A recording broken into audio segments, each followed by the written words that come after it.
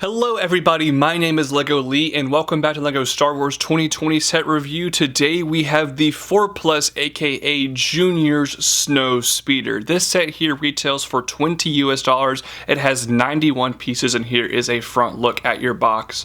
There is the back of the box, and despite this set having less than 100 pieces, you actually get two different instruction manuals. The first one has 30 pages and the second one has 23 pages of building. Despite the extremely low piece count, this set actually has 3 builds that kind of help set the scene for the Battle of Hoth, but of course we'll start off by looking at the minifigures first. Now the first figure included with this set here is the Snowspeeder pilot version of Wedge Antilles. Now this figure is not exclusive to this set. He previously came in the $250 Assault on Hoth set. I hate that set. That's one of the worst LEGO UCS Star Wars sets ever made. I was never going to go 10 feet within that set of ever purchasing it. So the fact that a figure that was only in that set is now in a $20 set is joyous to me. I love it. Now, pretty much everything here is not new besides the helmet. The helmet is the main thing you want to get here, and they did a fantastic job printing that helmet. From the back, he has a good back print and a nice double-sided face. I'm just so excited to actually have this minifigure in my collection. The one other figure included with this set here is a Snowtrooper. Now obviously these guys are not exclusive to this set, and actually this version is a little bit dumbed down from other versions because it has no pauldron details, it has no backpack, and it has no waist capes, which that means this figure is not quite as good as others, but it's still a very cool looking figure. I love that helmet molded underneath that. He has the angry clone face.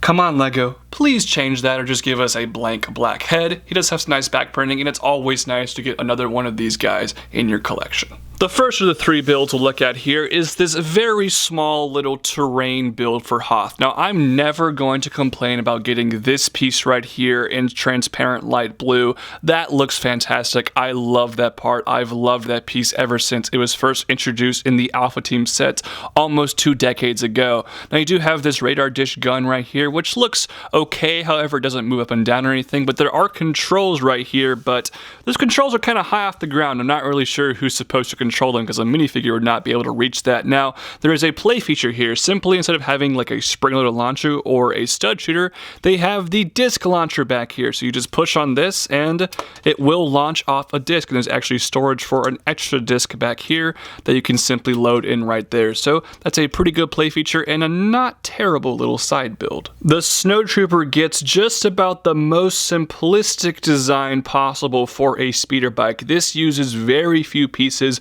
very few interesting techniques. It's all just built on a 2x6 plate right here, but you know what?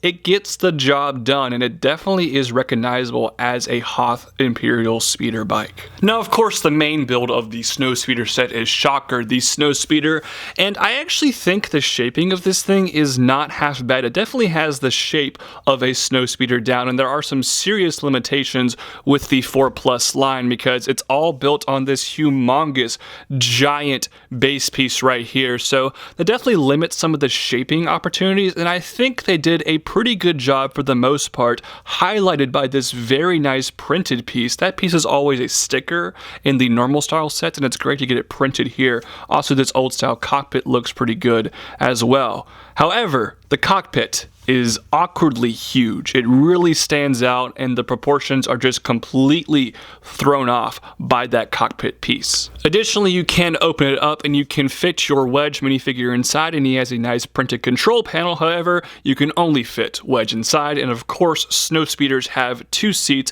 one for a pilot and one for a gunner at the back. Now, they do still have the gun back here, which is a very simple design, but it can move like that.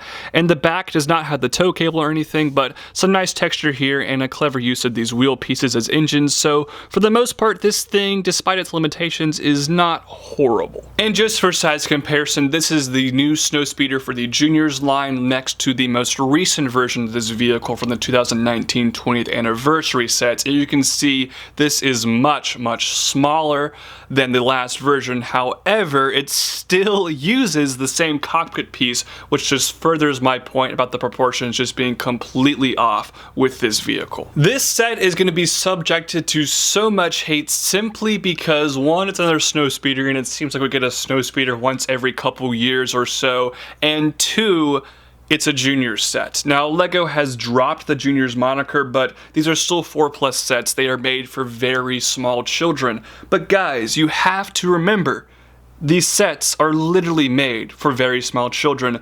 Most LEGO sets are made for kids, but they're usually like made for kids who are a little bit older, and they can be, you know, targeted towards adults. These sets are literally not targeted toward adults in any way, shape, or form. This is for a small kid, and if I were a small kid and I got this set, I probably wouldn't care too much about the weird proportions of the vehicle. I'd just be happy to have this iconic vehicle and iconic scene from Star Wars represented in a very easy to build LEGO form. I think the price per piece is awful, but there are so many big pieces here and prints. I think the price is perfectly fine, and the 2 minifigures are great, especially that Wedge figure that I already freaked out about. As an adult collector, getting that figure in this set is one of the reasons I actually purchased this set instead of leaving it behind. So all those things considered, there are definitely some issues with this set, but I think it sets out and accomplishes its mission fairly well. That's why I'm gonna give this set here a 7 out of 10. Those are just my thoughts though. Love to hear yours in the comment section down below. Also guys, while you're at it, please like this video, share the video with all your friends, comment on this video, follow me on YouTube, Instagram, maybe support me on Patreon, and then check me out on Spotify and iTunes. I have a podcast called Brickology. It's a really cool podcast. Please go check that out as well. Thank you guys so much for watching, and I'll see you guys later. LEGO Lee 329, peace and out. Bye-bye.